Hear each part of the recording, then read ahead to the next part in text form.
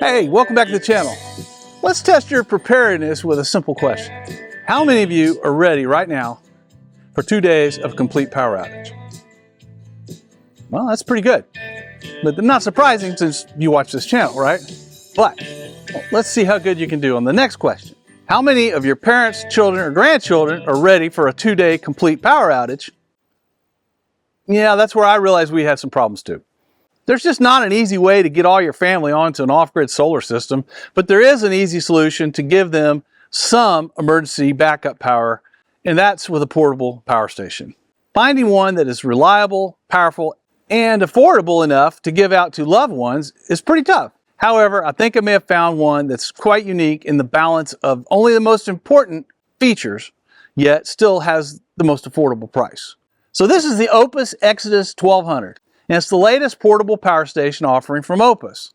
If you're not familiar with Opus, they design and manufacture LiFePO4 battery-based power stations. Their earlier models have won high praise and many positive reviews, and when they reached out to me to review this product, I looked into the company and was really impressed with some of the things that they're doing and different ways that they're designing their power station. So this is the Exodus 1200 power station that Opus sent me free for evaluating. As always, full disclosure, Opus sent me their product for free in exchange for an honest, unbiased review and video evaluation. Other than the product, I was not paid any fee for promotion or making this video. And as you know, we always report whatever we find, both good and bad. With no agreement, we won't make an entirely negative video. Okay, this power station features a built-in 1200 watt pure sine wave inverter with a 1500 watt peak boost mode. The bulk of the unit's an uncommonly large 992 watt-hour LiFePO4 battery that provides power to 3 20-amp AC electrical outlets, a traditional 12-volt plug outlet, 2 USB 3.0 outlets, and 2 of the new USB-C outlets that are rated at a mind-boggling 120 watts. There are also 2 12-volt barrel plug receptacles, and all of these features face the front of the unit for easy access. The front panel features a very easy-to-read lighted display panel that tells you the remaining percentage of battery charge and the estimated hours left on the battery storage depending upon the size load you're running. It also shows you the input wattage from both AC and DC solar when charging the unit. The AC charging features a 600 watt fast charge mode to 80% state of charge, and the standard charge mode is 300 watts. There's a lighted power button in the middle and a small button for AC and one for DC near the bottom of the front panel, and these are required to turn on the AC or DC inverter in order to power up the AC units or the DC outlets like the USB ports or 12-volt plug right there. These show up on the screen when turned on, and they also note the AC voltage output and hertz settings. Of course, in the United States, you always want to be 120 volts and 60 hertz. There's a small button that says IoT in the middle of the panel, and this is for turning the Wi-Fi and the Bluetooth features on that you can access from the free app. You can download the app directly to your phone from either the Apple iPhone apps or the Google Play Store. The app will allow you to monitor the battery state of charge and the battery temperature, which is really nice. The app shows the input and output wattage as well as a graph of any solar charging. You have the option to toggle fast or slow charging for the unit, but we'll discuss that in more detail later. Looking at the side of the panel, you've got your AC and DC inputs for charging. The DC input will take power from solar or from your vehicle, and it comes in through this common barrel plug inlet. The AC cord that plugs into your wall goes here, and it can plug into your wall or your generator. Next to the inputs, there's also this built-in circuit breaker overload protection. And if your unit ever fails to operate, push this button to check it out first. It may have just overloaded when you last used it. This portable power station is really unique in that it features a continuous running inverter output of 1200 watts like many other models, but its LiFePO battery is about 38% larger than the average of the other models. Now here I'm referring to models like the Bluetti EB70S, 768 watt hours, the Anker Solix C800, that's 768 watt hours, and the Percron E600 LFP, which is 614 watt hours. What's more, the Exodus 1200 is lower in price than the Bluetti or the EcoFlow, and about the same as the Percron with a much larger battery. Wow. What this basically means is that assuming you're running all of those portable power stations on an electric load of say 100 watts, then the Opus is likely going to give you about 35% more operating time, assuming the inverters have the same efficiency rating. While the other power stations might average around 7 hours max running time before the battery died, the Exodus 1200 would get almost 9 hours. at the same continuous power. Now in reality, many items like cell phones, refrigerators, lights, etc., they don't run consistently. You can get a lot more time out of any power station simply by conserving the energy use. As you can see, this unit is not complex or complicated, and the instructions go over the items in more detail. When first testing the unit, the instructions recommended discharging the unit completely and then charging it all the way back up. So that's what we did. We then tried to test the capacity of the unit, but here's where we ran into some problems. When discharging the unit from a complete charge, we found that the unit will automatically shut off around 5% state of charge. This is partly a safety issue to ensure some reserved battery capacity in an emergency. Now you can simply restart the power station and use up that remaining 5% of the battery. The unit will start right back up after you plug in an AC for charging. I communicated directly with Opus about this, and they confirmed that the shutdown at 5% is intended in part of the design. I saw several reviews on YouTube where the reviewers thought this was a flaw in the unit, but it's just a safety feature.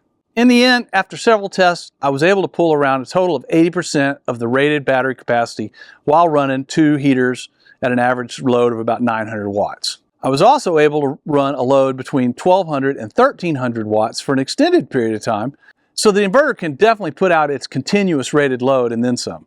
Full AC charging the unit to 100% on the low charge setting of 300 watts took about 5 hours. Now that's not a very fast charge time, and you could charge it up faster to 80% using the 600 watt charging setting. However, once you get to 80% state of charge, it's going to flip back to the low charging setting of 300 watts. That's just to save the battery life. One nice thing about LiFePO4 or LFP batteries is that you can charge them fully to 100% without hurting the battery life. However, fast charging the battery does cause some higher degradation to the cells. So if you have time, consider slow charging instead of fast charging. It'll preserve the life of your battery. Another nice thing about the LiFePO4 batteries is that they last a long time when stored and used properly. Opus states these batteries have a life cycle of 3,500 charges and will still retain 80% state of charge. When storing the unit, it's best to run it down to about 50 to 60% state of charge and keep it out of high or low temperatures. Now that we know it's long-lived and easy to operate, we moved outside to test the Exodus 1200 solar charging ability.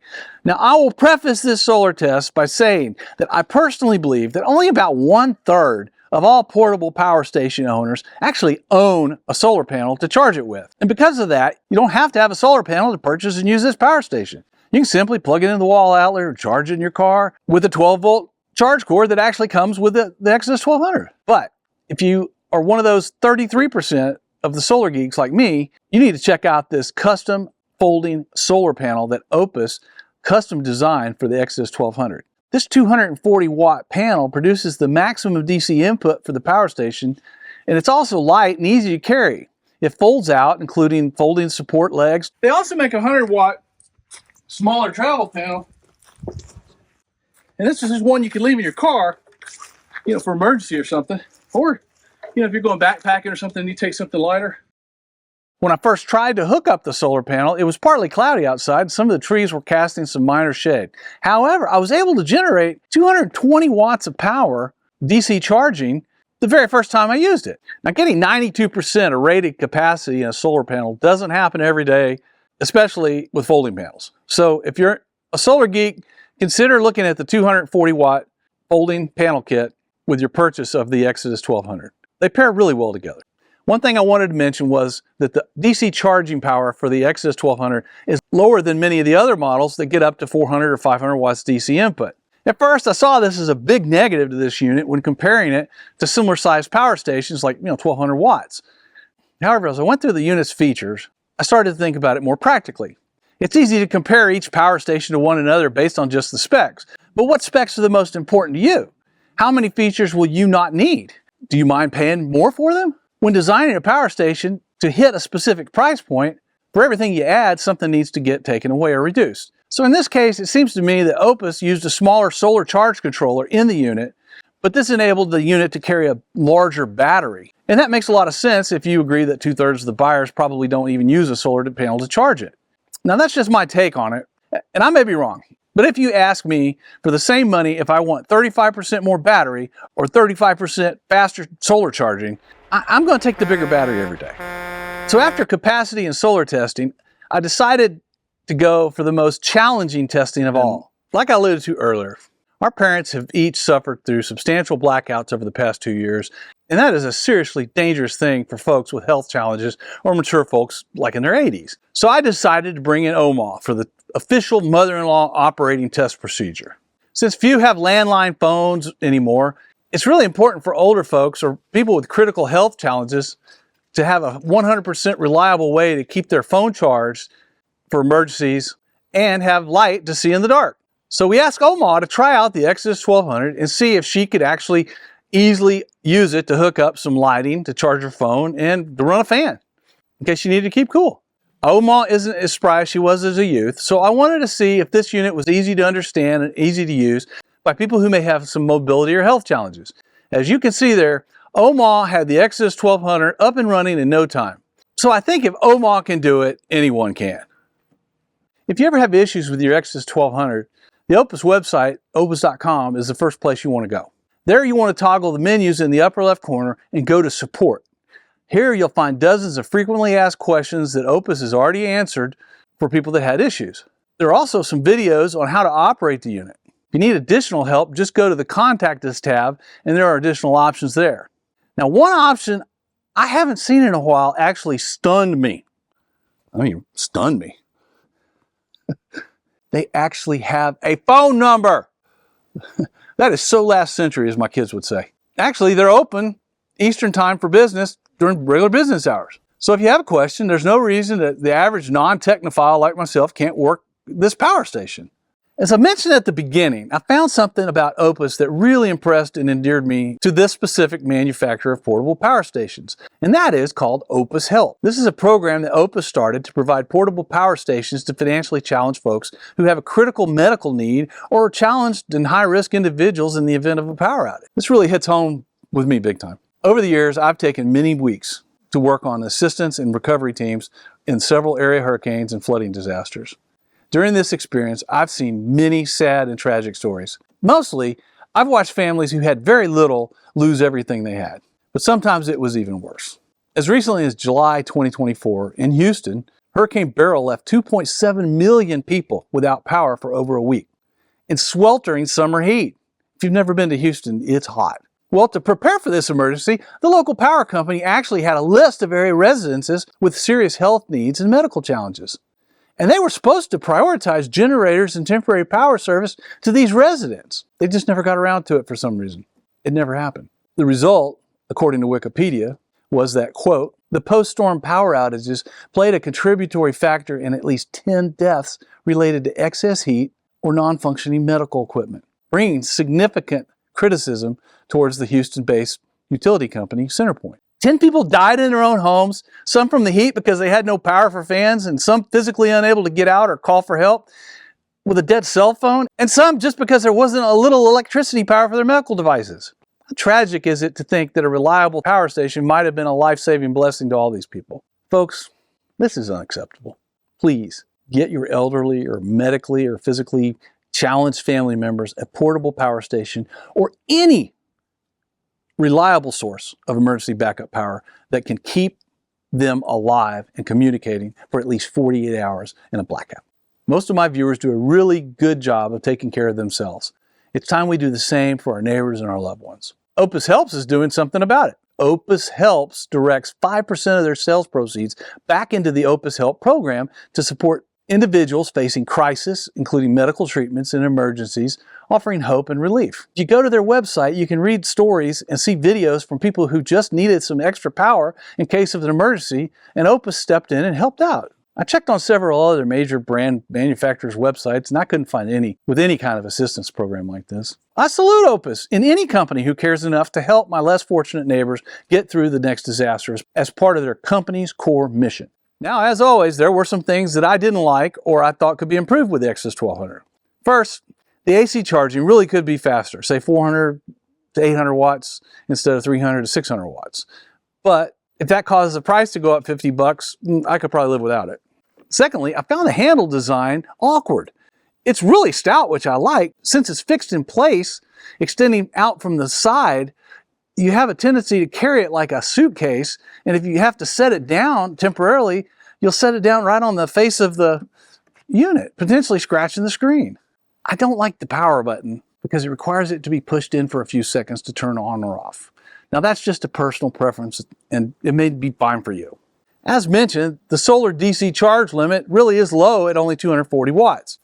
Many comparable 1200 inverters are 400 or 500 watts. But I did ask myself this question. With 500 watts, would I use it all? And would I lug around a 500 watt solar panel that weighs 60 to 75 pounds? And is that really portable? Probably not, you know?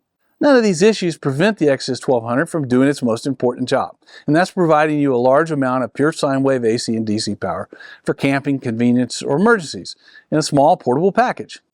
So what do you think about the Opus 1200 power station? The Exodus 1200 features most of the same features as the other power stations. However, there is one area where the Exodus really stands out for the price. And that, in my view, is the most important area of battery size. If you're really digging into the Exodus 1200, I think I understand what Opus was trying to do with this power station. And getting a portable power station down to a price of almost 33 cents per watt hour is a really tough challenge. Sure, a 300 to 500 watt hour power station is a little bit cheaper, but again, my number one concern here is, will the battery last long enough providing essential power until I can get to a point where I can recharge it with a generator or even my car? In my experience, getting me through one night is the minimum benchmark I'll settle for in a power station, and you're going to want as close to 1,000 watt hours as you can get to get you through the night while charging phones, operating some lights, and maybe your internet and a fan, or even an electric blanket if it's cold. That to me is what a portable power station should be able to do at a minimum. Now you can get a bigger and better power station by spending a lot more money. You can increase the battery and the inverter size and features. But as you pay more, you'll continue to lose the portability of the unit as it gets bigger and heavier. And that's a no-go for people with medical challenges or those who are elderly. But in the areas and features that I think matter the most, the Opus Exodus 1200 blows the competition away across a similar price point. Now, if you know of a better 1 kilowatt portable power station under $350, please feel free to point it out to me, because I couldn't find one. Now, if you're a fancy features freak, a specs comparison analyzer, or a price doesn't matter to me shopper, then this isn't the right power station for you. Oh no! However, if you want something that has the best price to features ratio, then you should really consider this model, especially if it's your first portable power station.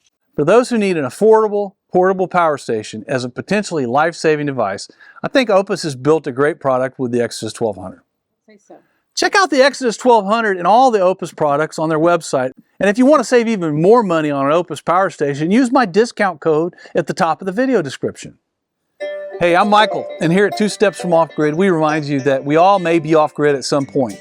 So make sure your loved ones are prepared and ready to thrive when the power goes out. Hey, we truly appreciate you watching, and we hope that our videos are providing enough value, education, and entertainment to earn your appreciation by subscribing to the channel and giving us a thumbs up. This really helps us grow the channel, and it motivates us to create more great content. From us at 2 Steps from Off Grid, thank you, and thanks for being a part of our community.